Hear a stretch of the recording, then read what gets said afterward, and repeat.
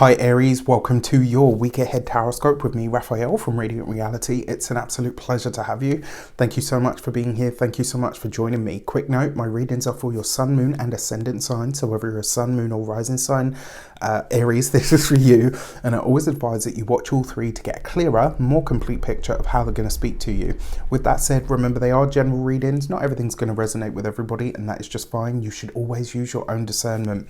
Before we start, as always, I would like to bless my decks of cards with all forms of love, light, peace, prosperity and abundance, and I pray that the messages that come through are ultimately clear and concise, and they help you on your path to your highest vibrational good. So this week you got the Sun card as your key to the week, right? So this is light, heat, joy, blessings. It is an accelerant sort of card as well.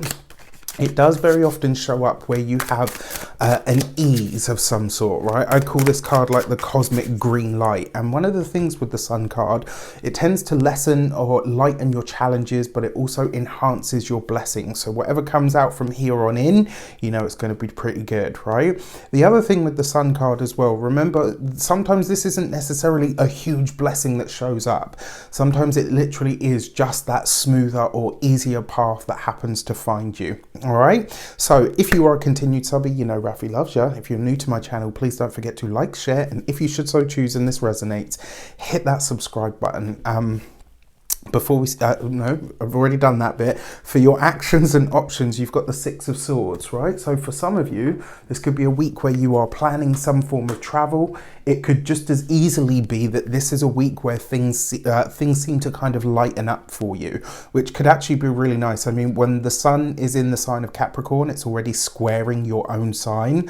So you will obviously be feeling that, right? Now that the Sun has moved into the sign of Aquarius, it is offering a sextile energy to you, which is much more beneficial. It's much more easier for you to flow with, right? Now, the fact that you've got this Six of Wands as your actions and options, this is about you taking on your journey, right? For some of you, maybe this is you at the precipice of a new journey. Maybe this is that you've got a fresh start ahead of you in some way, shape or form. For some of you, this is travel plans, right? This is you getting something in the books, maybe being aware of something that you want to do or something that you want to set in motion, maybe something that has an element of travel attached to it, right? But for a lot of you, I feel like this is you very focused on your specific path. And I kind of feel like a lot of you are at the start of a journey. So this might be something that you've said to yourself, now I'm ready to embark on this. Your ruler, Mars, is currently in the sign of Capricorn now, newly in the sign of Capricorn, and is exalted there, right? So isn't it funny how the Sun in Capricorn is offering a square energy to you, but this, you know, your planet in the sign of Capricorn does really good work. For your communications and conversations, you've got the Six of Wands. What do we see here? We've got two sixes. Two sixes represents balance or irritability. It's right underneath the Sun card. That for me is all about balance, baby. And you've got the two harmonious sixes as well, right? The reason I say this is because you've got the Six of Swords, which is an air, and then you've got the Six of Wands, which is fire. These are complementary elements. So your plans for your life path or your lifescape or where you're taking things, and your communications or the good news that you need, the contacts that you need. Sun card coupled with the Six of Wands. Not only is that good news, it's also support. This is the right conversations finding you at the right time. It's the conversations that you need to have, even if they're a bit more challenging, going in your favor. This is a week where you may find that the path is just a lot easier for you. It's a lot smoother. And the way that you talk, the way that you come across to people is a way that people can really relate to you. This Six of Wands is lovely here.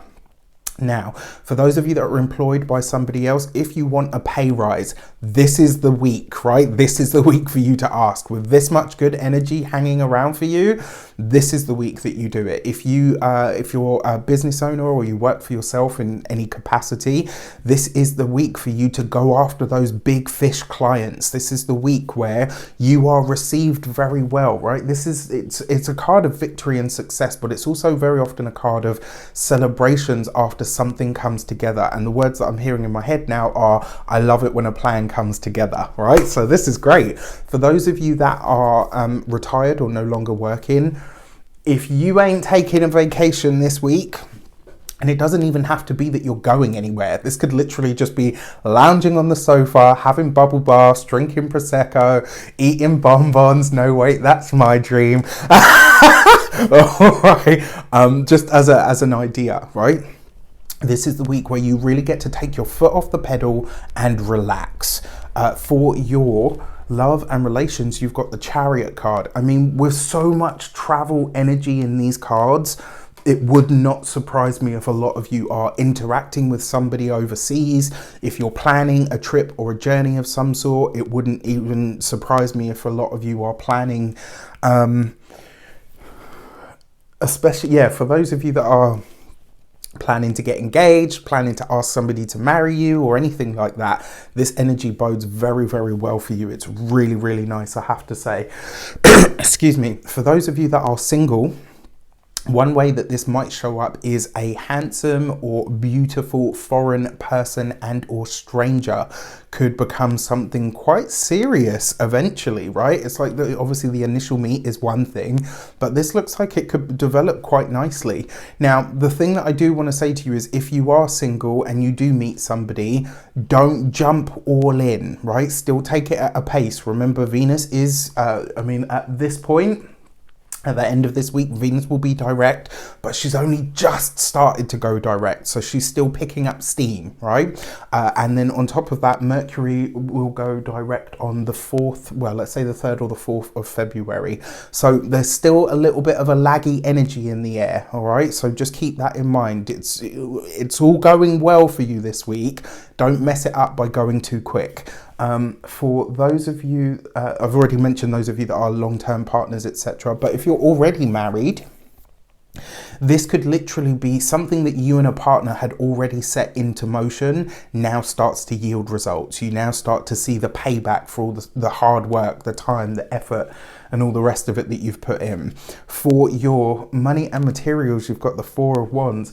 I mean, if there were ever a week for you to buy a lotto ticket, if there were ever a week for you to put money on a horse, if there were any sort of week for you to take some sort of speculative gamble. And when I say this stuff, guys, I'm not talking about putting your life savings on the roulette table. I'm not talking about, putting all of your your month's wages into, cryptocurrency or whatever. I'm talking about taking a punt, right? Something that you can afford to lose 50, maybe 100 at most, right? And then just seeing where the universe takes you. Buy the lotto ticket, put the money on a horse, invest in something for the first time. With an energy like this, the universe is definitely smiling on you, right? But obviously you've got to be sensible.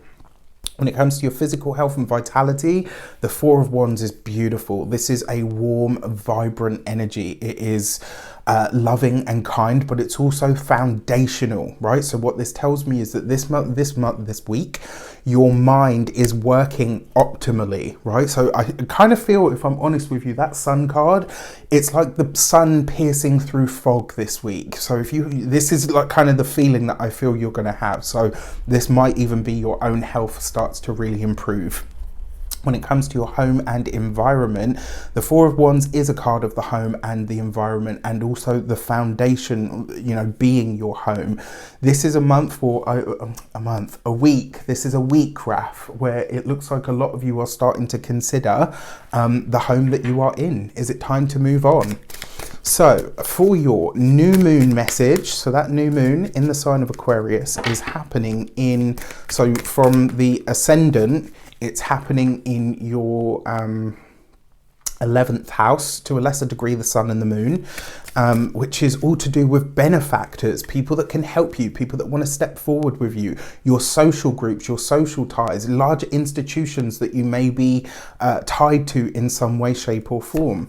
And you've got the gate 51 and shock, right? So this suggests to me that your new moon, where is that? Right, your new moon is likely to bring you a surprise of some sort. And I got to be honest with you, because the shock card is actually the tower, or it's a tower adjacent, let's say. This suggests that there might be a little bit of a shock, right? So this new moon might bring you something that you weren't expecting. And it's kind of like, at first you might be like, oh crap, this. And then after the dust settles, you're like, oh, okay, this, you know, I can work with this. So all in all, I wish you an abundance of all of that good stuff. Have a fantastic week. Let me know in the comments how it shapes up for you. Take care, and I'll see you soon.